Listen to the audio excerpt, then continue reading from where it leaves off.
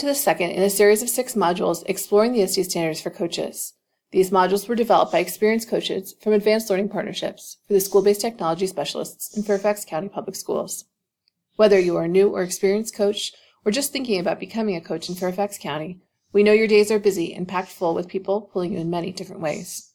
For that reason, the goal of these modules is to give you an opportunity to explore the ISTE standards for coaches in light of your own experiences and needs. They include short activities you can complete at your convenience, as well as links to enrichment ideas for those who want a deeper dive. It's expected you'll spend 1 to 2 hours with each module, but you don't need to spend all that time at once. As you explore each standard, you'll hear from and hopefully make connections with other SBITs in Fairfax County. You should also create some resources that should be immediately applicable in your role as a coach. Whenever possible, videos and podcasts are available for download or streaming in case you want to take your learning on the road. Let's get started with the second ISTE Standards for Coaches, Teaching, Learning, and Assessment.